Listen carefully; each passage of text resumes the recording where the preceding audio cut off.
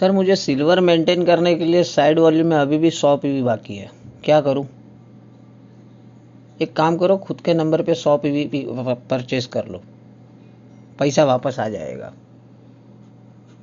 Sir मेरे को star maintain करने के लिए साइड में अभी भी 600 पीवी बाकी है, अब तो बड़ा मुश्किल लगता है, क्या करूं?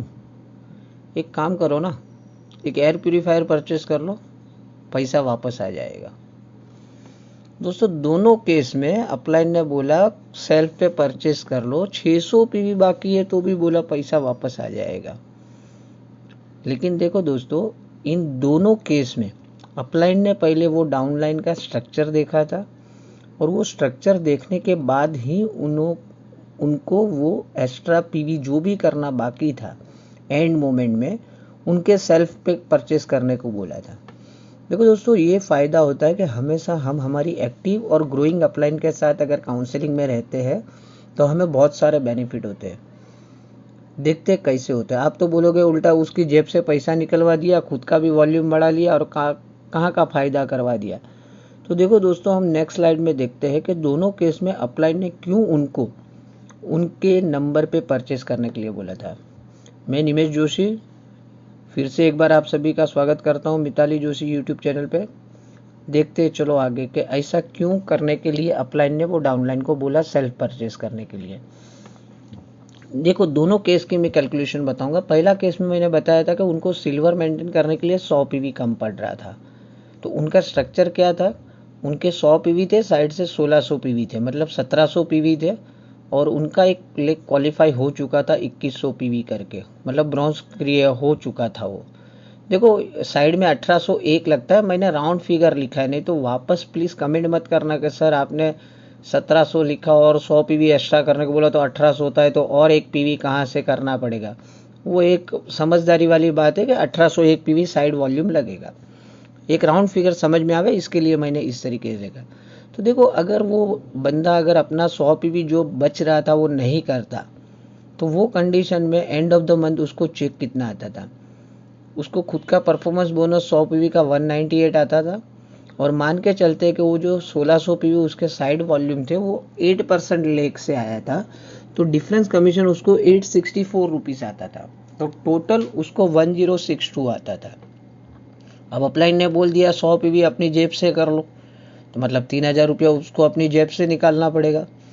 लेकिन देखो 3000 रुपया जैसे अपने जेब से उसने निकाला, तो अब उसकी चेक साइज क्या हो गई है, ये कंडीशन में क्या आएगा, क्योंकि पहले तो 100 पीवी थे, अभी 200 पीवी उसके हो गए, क्योंकि 100 पीवी एक्स्ट्रा कर लिए उसने खुद के नंबर पे, तो उनको खुद का परफॉर्मेंस बोनस आएगा 396, डिफरेंस बोनस तो वही रहेगा 864, क्योंकि क्वालिफाई लेग से तो उनको परफॉर्मेंस बोनस आएगा नहीं।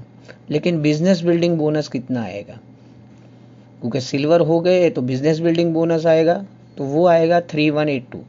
और दोस्तों आगे भी जितनी भी मैं स्लाइड बताऊंगा डायरेक्ट अमाउंट ही बताऊंगा, कैलकुलेशन किस तरीके से किया उसके लिए मैंने पूरी इनकम सीरीज के ऊपर वीडियो बनाए हैं, 6 के 6 वीडियो, जहाँ पर ब्रॉन्ज से लेके क्राउन तक की इनकम मैंने बताई है। तो जिनको ये कैलकुलेशन डीप में समझना है वो वीडियो प्लीज़ चेक कर लीजिएगा, ठीक है। यहाँ मैं डायरेक्ट अमाउंट लिख रहा हूँ। तो ये केस में टोटल अमाउंट अभी उनको कितना आया, 4442, और अगर क्वालिफाई नहीं करते तो उनको चेक कितना आने वाला था, 1062, मीन्स कितना एक्स्ट्रा आया उनको, 3380 रुपया ये एक्स्ट्रा आया। तो ये केस में देखो अभी उनका बेनिफिट क्या हो गया, 10 दिन के लिए सिर्फ उनका इन्वेस्टमेंट हो गया 3000 रुपये का, और जैसे अपलाइन ने बोला था 30 तारीख को उन्होंने 3000 रुपया अपनी पॉकेट से निकाले थे, 10 तारीख को 3000 रुपया उनको वापस आ गए।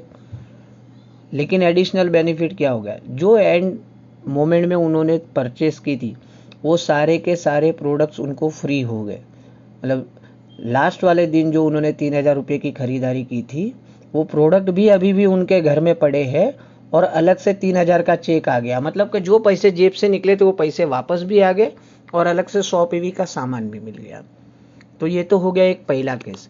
अब बड़ा जादू दिखाता हूँ, सेकंड केस जो स्टार डायरेक्टर वाला था, उनको तो एयर प्यूरीफायर लेने के लिए बोल दिया। अब एयर प्यूरीफायर को छोटा मोटा अमाउंट तो होता नहीं, 18,500 रुपये का एयर प्यूरीफायर आता है। लेकिन देखो अपलाइन ने उनका स्ट्रक्चर देखा था, खुद के उनके 100 थे, साइड के 300, मतलब टोटल 400 पीवी थे, मतलब 600 पीवी उनको कम पड़ रहे थे स्टार मेंटेन करने के लिए, क्योंकि साइड वॉल्यूम 1001 पीवी लगता है। बट उनका जो 3 लेग था, ए वाला लेग 7000 पीवी पे था, बी वाला 7000 पीवी पे और सी वाला 4000 पीवी पे। ए और बी सिल्वर थे। उन्होंने नीचे से एक एक ब्रॉन्ज डायरेक्टर से 3-3000 पीवी क्रिएट करे थे और उनके साइड वॉल्यूम 4000 पीवी थे।